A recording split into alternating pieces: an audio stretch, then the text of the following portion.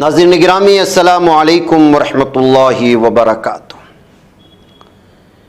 सीधी बात के ताज़ा तरीन प्राइम टाइम में आप लोगों का इस्तकबाल है।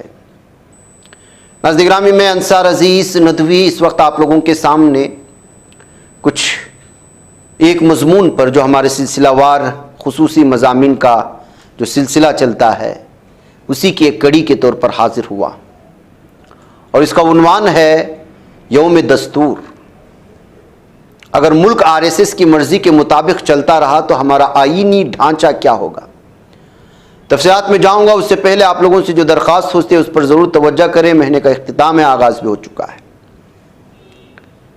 नाज़रीन गिरामी, कुर्बान अली ने एक मजमून लिखा है। अभी कुछ चंद दिन पहले आपको मालूम है कि यौम दस्तूर पूरे भारत में मनाया गया। यौम दस्तूर जब मनाया जाता है तो डॉक्टर अम्बेडकर याद आते हैं, उनके मुजस्समे याद आते हैं, फिर उनके मुजस्समों पर फूल चढ़ाए जाते हैं। कुर्बान अली ने लिखा है कि आज हिंदुस्तान दस्तूरसाज असम्बली के मंजूर करदा आइन को 74 साल मुकम्मल हो गए और अगले साल 26 जनवरी 2025 उसके 75 साल पूरे हो जाएंगे। मेगरा कार्टाया ग्रेट चार्टर पर बरतानवी हुक्मरान के दस्तखत के 735 साल बाद हिंदुस्तानी आइन इंसानी हुकूक के तहफ़्फ़ुज़ के लिए बनाया गया। एक ऐसा कानून है जिसकी कोई दूसरी मिसाल नहीं मिलती।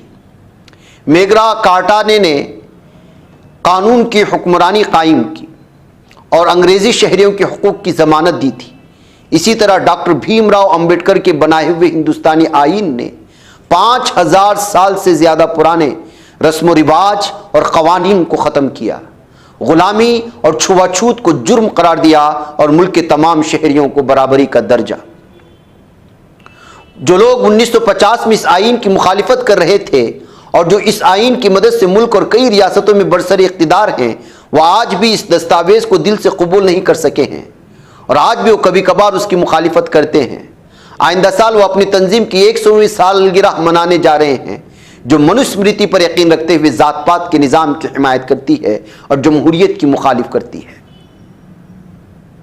सब जानते हैं कि राष्ट्रीय स्वयं सेवक संघ और हिंदुत्व तंजीमों ने 1857 से शुरू हुई आज़ादी की पहली लड़ाई से लेकर 1947 तक 90 सालों तक चलने वाली कौमी तहरीक को, उसकी क़ियादत को, उसके नज़रिए को, इस बुनियाद पर बने मुल्क के आइन को कभी कबूल नहीं किया और जमहूरी निज़ाम की हमेशा मुखालिफत की। खुद को एक सकाफती तंजीम कहने और मुखोटा लगाकर पहले हिंदू महासभा, राम राज्य परिषद, फिर भारतीय जनसंघ और 1980 से भारतीय जनता पार्टी के तौर पर सियासत करने वाले राष्ट्रीय स्वयं सेवक संघ का नजरिया क्या रहा है, इस बात पर गौर करना बहुत जरूरी है। राष्ट्रीय स्वयं सेवक संघ जिन्हें अपना आबा व अजदाद मानता है और स्वयं सेवक जिनके मानवी औलाद हैं, वो हैं विनायक दामोदर सावरकर और संघ के दूसरे सरसंघ सरचालक माधु सदाशिव गोलवालकर उर्फ गुरुजी। गोलवालकर हिटलर के नजरिए से बहुत मुतासिर थे और उसे हिंदुस्तान में नाफिज करना चाहते थे। गोलवालकर की एक किताब है we are our nationhood defined. साल 1946 में शाये होने वाली इस किताब के चौथे एडिशन में गोलवालकर लिखते हैं, हिंदुस्तान के तमाम गैर हिंदुओं को हिंदू सकाफत और ज़बान को अपनाना होगा, हिंदू मजहब का एहतराम करना होगा और हिंदू कास्ट या सकाफत की तारीफ व तौसीफ के अलावा कोई और ख्याल अपने दिल में नहीं रखना होगा। इसी किताब के सफ़ा 42 पर वो लिखते हैं कि जर्मनी ने नस्ली और सकाफती पाकीज़गी बरकरार रखने के लिए सामी यहूदी नस्ल को ख़त्म करके पूरी दुनिया को हैरान कर दिया था। इससे नस्ली तफाखुर की इंतहा की एक झलक मिलती है। गोलवालकर की एक और किताब बेंच ऑफ थॉट्स है। इस किताब के नवंबर 1967 के एडिशन में गोलवालकर ने मुल्क को दरपेश 3 अंदरूनी खतरात को निशानजद किया है, मुसलमान, ईसाई और कम्युनिस्ट। वो वर्णा निज़ाम यानी जात पात के निज़ाम की भी ज़बरदस्त हामी है। वो लिखते हैं हमारे माशरे की खुसूसियत थी वर्णा निज़ाम, जिसे आज जात पात का निज़ाम कहकर उसका मजाक उड़ाया जाता है। माशरे का तसव्वुर कादिर मुतलक ईश्वर के 4 मजहर के तौर पर किया गया था, जिसकी पूजा हर एक को अपनी हैसियत और अपने तरीके से करनी चाहिए। ब्राह्मण को इसलिए अजीम समझा जाता था क्योंकि वह इल्म का अतिया करता था। क्षत्रिय को भी इतना ही अजीम समझा जाता था क्योंकि वह दुश्मनों से मुकाबला करता था। वैश्य भी कम अहम नहीं था क्योंकि उसने ज़िराअत और तिजारत के जरिए समाज की ज़रूरियात पूरी की। और शूद्र भी जो अपने फन के जरिए समाज की खिदमत करता था। इसमें गोलवालकर ने बड़ी चालाकी से जोड़ दिया कि शूद्र अपनी महारत और कारीगरी से समाज की खिदमत करते हैं। लेकिन इस किताब में गोलवालकर ने चाणक्य की जिस माशियात की तारीफ की है उसमें लिखा गया है कि ब्राह्मणों, क्षत्रियों और वैश्यों की खिदमत करना शूद्रों का धर्म है। और धर्म की जगह गोलवालकर ने जोड़ दिया समाज की खिदमत। वो सोशलिज्म और कम्युनिज्म को पराई चीज मानते हैं। वो लिखते हैं कि जितने इज्म है यानी सेकुलरिज्म, सोशलिज्म, कम्युनिज्म, डेमोक्रेसी, ये सब गैर मुल्की तस्वुरात हैं और हमें उनको तर्क करके हिंदुस्तानी सकाफत की बुनियाद पर एक माशरा तश्कील देना चाहिए। कौमी तहरीक के दौरान यूनियन स्टेट के तस्वुर को कबूल किया गया था, यानी मरकज के जिम्मे बास तयशुदा मज़ामीन होंगे, बाकी रियासतों के मातहत होंगे। लेकिन उन्होंने हिंदुस्तानी आइन की इस बुनियादी उनसर की भी मुखालिफत की। आज़ादी के वक्त और तकसीम के बाद भी कौमी रहनुमाओं ने महात्मा गांधी की क़ियादत में इस मुल्क को एक जमहूरिया के तौर पर कायम किया। ये लीडर चाहते तो 15 अगस्त 1947 को इस मुल्क को हिंदू राष्ट्र करार दे सकते थे, क्योंकि मुस्लिम लीग और उसके कायद मोहम्मद अली जिन्ना ने मुसलमानों के लिए एक अलग मुल्क पाकिस्तान हासिल कर लिया था और हिंदुस्तान को हिंदू राष्ट्र बनाने में कोई दिक्कत नहीं होती। लेकिन इन रहनुमाओं ने इज्तिमाई तौर पर अहद किया कि वो इस अजीम मुल्क हिंदुस्तान को पाकिस्तान नहीं बनने देंगे।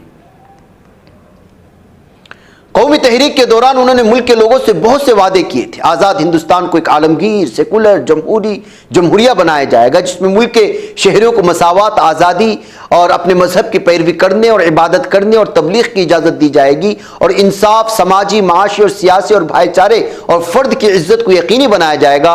इन लीडरों ने एक ऐसा आइन अपनाया जिसमें हर शहरी को मसावी हुकूक दिए गए। लेकिन जिस तरह का नज़रिया राष्ट्रीय सेवम सेवक संघ यानी RSS इस मुल्क में मुसल्लत करना चाहता है और अगर मामलात उसकी मर्जी के मुताबिक चलते रहे, जैसा कि नरेंद्र मोदी की क़ियादत में पिछले 10 सालों से हो रहा है, तो इसका आईनी ढांचा क्या होगा?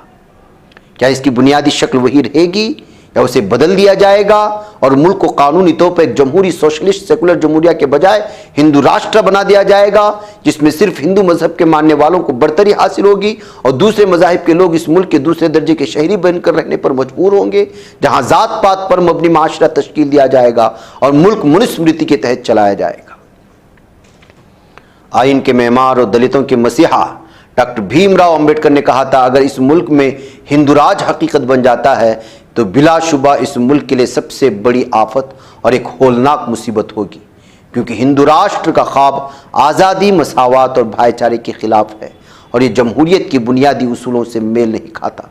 हिंदू राज को किसी भी कीमत पर रोका जाना चाहिए। यौम दस्तूर के मौके पर हमें इन अल्फाज को फिर से याद करने की ज़रूरत है। ये कहते हुए कुर्बान अली ने उन तमाम चीज़ों को अलग अलग बयान करने की कोशिश की अपने मजमून में यौम दस्तूर के मौके पर कि जो हिंदुत्व चाहती है वो क्या यहाँ पर मुमकिन है। नाज़रीन, मुझे इजाज़त दें। अस्सलामु अलैकुम रहमतुल्लाहि व बरकातहू। बच पाता है कोई सहाफ़ी की निगाहों से, मिलाता है ये लोगों को मोहब्बत की पनाहों से।